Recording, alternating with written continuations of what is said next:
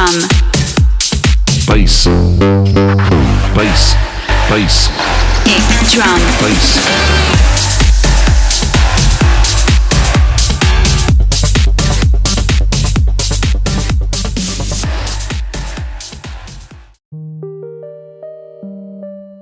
Hai teman-teman, nah di sini saya akan membahas tentang Dusun Brangpelat.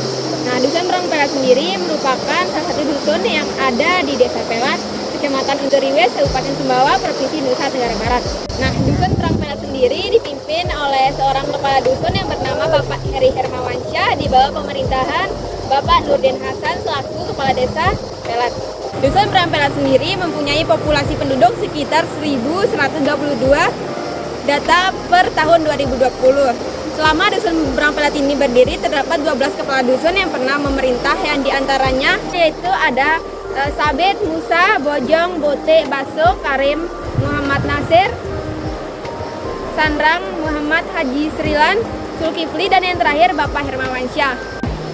Unik-unik bukan namanya? Selanjutnya kita akan membahas tentang sejarah Dusun Brangpelat. Sejarah Dusun Brangpelat sangat menarik untuk dibahas, yang dimana dusun ini sering berpindah-pindah dan ini merupakan dusun terakhir yang dihuni oleh penduduk.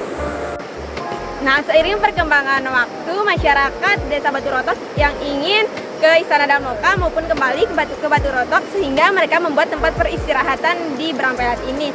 Dan lama-kelamaan mereka membuat suatu permukiman di dusun ini dan mereka tinggal bersama dengan keluarganya. Nah, yang mana pada awalnya mereka tinggal di Bapak Desa, dipimpin oleh Panglima Musa.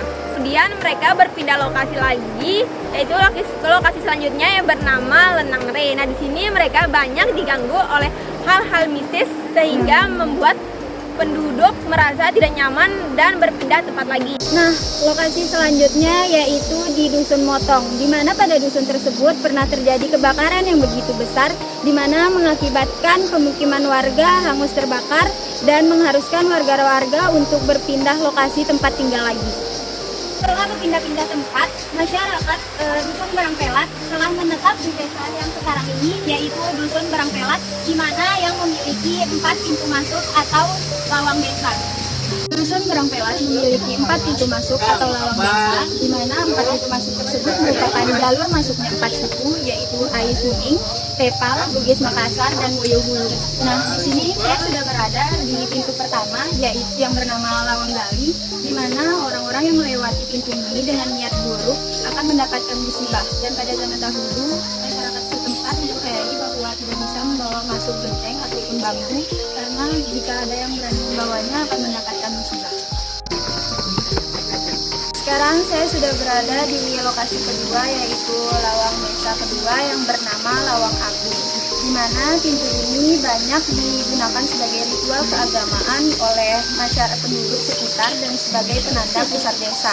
Lawang ini juga merupakan jalur masuk bagi masyarakat Bugis Makassar yang tinggal di Dusun Brangpelat.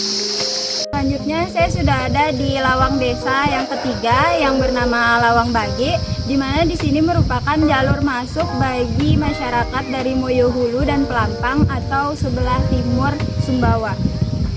Sekarang saya sedang berada di lokasi terakhir atau lawang desa terakhir yang bernama Lawang Tama dan Lawang Les, di mana lawang ini menjadi jalur utama bagi masyarakat dari Ai Suning. Nah, masyarakat pada zaman dahulu mempercayai bahwa bayi yang baru lahir harus melewati jalur ini, dan bagi masyarakat yang meninggal juga harus melewati jalur ini terlebih dahulu untuk dimandikan. Untuk bahasanya sendiri, di Dusun Brangpelat masih menggunakan bahasa asli Sumbawa tanpa logat tersendiri. Anak-anak maupun orang dewasa masih menggunakan bahasa Sumbawa asli. Seperti contohnya sanak soai yang artinya saudari perempuan dan sanak selaki saudara laki-laki. Kam mangan ki, sudah makan. Di sini saya akan menjelaskan mengenai pendidikan di Dusun Brangpelat. Ilmu pengetahuan di Dusun Brangpelat sudah merata, angka pengangguran pun sudah tidak ada.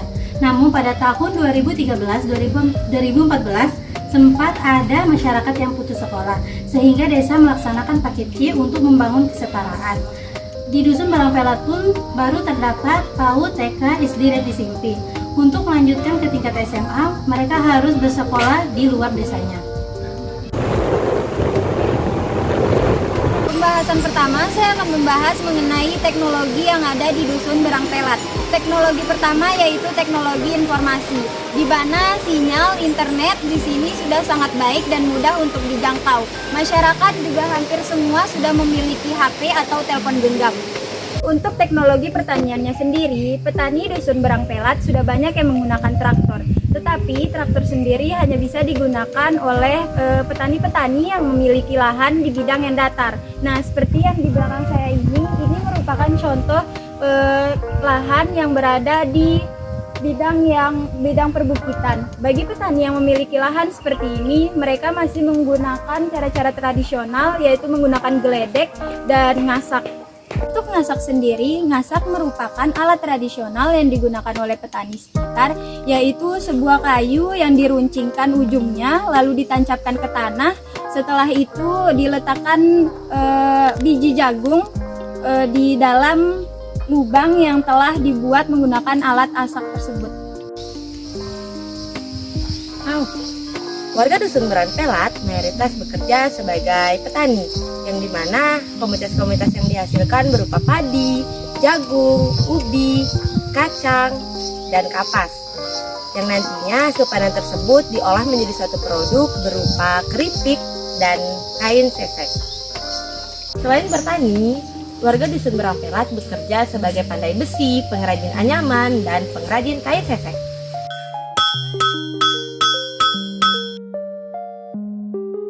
Mayoritas agama di Dusun Barangpelat beragama Islam, yang dimana mereka masih melaksanakan tradisi Maulid Nabi Muhammad setiap tahunnya. Keseniannya itu sendiri, Dusun Barangpelat mengembangkan kesenian yang berupa sakeco dan ratip, yang dimana alat musiknya sama-sama menggunakan rabana yang terbuat dari kulit kerbau atau lembu. Nah, ratip itu sendiri berisikan bahasa Arab yang dilantunkan dengan nada sambil diiringi oleh rabana. Sedangkan sakeco berisikan pantun atau dalam bahasa Sumbawa yang disebut dengan lawas. Di Dusun Barangpelat yaitu berupa acara pengantin atau pernikahan yang dilakukan selama 3 malam yang disebut dengan rame desa, di mana sehari sebelum pernikahan pihak laki-laki diiringi menuju ke rumah pihak perempuan, lalu kedua mempelai dimandikan yang diikuti dengan lawas dan diupah dengan uang logam atau yang diletakkan di dalam pegol atau wadah yang berwarna emas yang terbuat dari logam. Organisasi kemasyarakatan yang ada di Dusun Barangpelat. Jadi organisasi yang ada di Dusun Barangpelat yaitu Karang Taruna, Remaja Masjid, dan yang baru dibentuk yaitu PPDP, Pergerakan Pemuda Barangpelat. Adanya organisasi ini sehingga bertujuan agar mendapatkan perubahan atau kemajuan bagi Dusun Barangpelat sendiri. Akan tetapi organisasi kemasyarakatan seperti Karang Taruna dan Remaja Masjid sudah kurang aktif lalu diganti dengan organisasi baru yaitu PPDP. Assalamualaikum warahmatullahi wabarakatuh. Saya Ketua Dusun Barangpelat. Untuk harapan depan agar Dusun Barangpelat ini lebih maju, lebih mandiri. Untuk diri sendiri di wilayah Dusun Barangpelat di bidang pertanian agar lebih berkembang meningkat lagi, baik produksi hasil tanaman ataupun yang hasil perkebunan seperti pohon-pohon bisa diolah sendiri di Dusun Barangpelat supaya tidak keluar sebagai barang mentah. Sudah menjadi produk lokal Dusun Barangpelat yang bisa dipasarkan keluar, baik di dalam kabupaten ataupun keluar kabupaten Sumbawa. Mungkin itu sudah harapan saya agar kedepannya lebih berkembang, lebih maju lagi dan lebih mandiri. Terima kasih. Assalamualaikum warahmatullahi wabarakatuh.